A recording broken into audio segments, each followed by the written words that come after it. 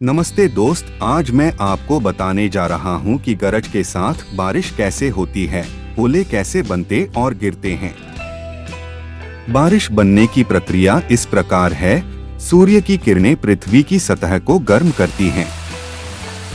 जब पानी की सतह जैसे समुद्र, नदी, झील पर सूर्य की किरणें पड़ती हैं, तो वह पानी गर्म हो जाता है और वाष्पित होने लगता है।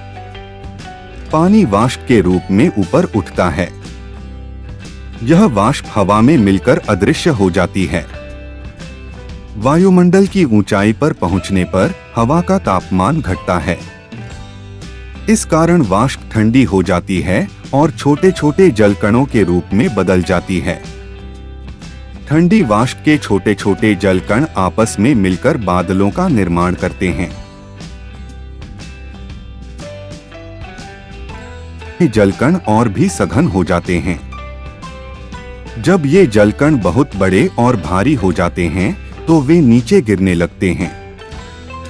ये जलकण पृथ्वी की ओर गिरते हैं और हमें बारिश के रूप में दिखाई देते हैं। इस प्रक्रिया को ही जलचक्र कहा जाता है, जो निरंतर चलता रहता है।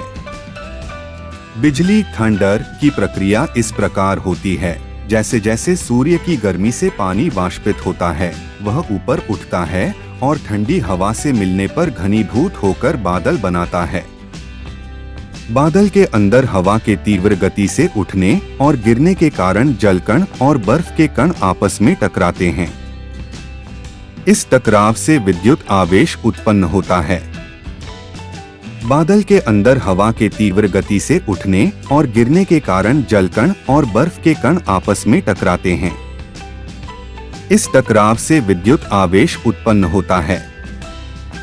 बादल के ऊपरी हिस्से में धनात्मक पॉजिटिव और निचले हिस्से में ऋणात्मक नेगेटिव आवेश जमा हो जाते हैं। बिजली के चमकने के तुरंत बाद गर्म हवा तेजी से फैलती है, जिससे एक तेज ध्वनि उत्पन्न होती है, जिसे हम गरज या थंडर कहते हैं।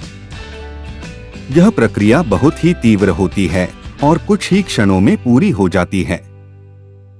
बिजली और गरज आमतौर पर एक साथ होते हैं, लेकिन प्रकाश की गति तेज होने के कारण पहले बिजली दिखती है और फिर गरज की आवाज सुनाई देती है। ओलों का निर्माण और गिरावट। ओलों का निर्माण उस समय होता है जब आंधी के बादल में गर्म हवा तेजी से ऊपर की ओर उठती है। इस प्रक्रिया में पानी की बूंदें और बर्फ के छोटे छोटे टुकड़े ऊंचाई पर पहुंच जाते हैं, जहां तापमान बहुत कम होता है। ये बूंदें और बर्फ के टुकड़े ठंडक के कारण जम जाते हैं और छोटे छोटे ओलों का रूप ले लेते हैं। जब ये ओले भारी हो जाते हैं और हवा का बल उन्हें ऊपर की ओर नहीं धकेल पाता, तब ये ओले नीचे गिरने लगते हैं और जमीन पर आकर गिरते हैं। इस प्रक्रिया में ओले कई बार बादलों के बीच ऊपर नीचे होते रहते हैं और हर बार उनके ऊपर एक नई परत जमा हो जाती है, जिससे उनका आकार बड़ा होता जाता है।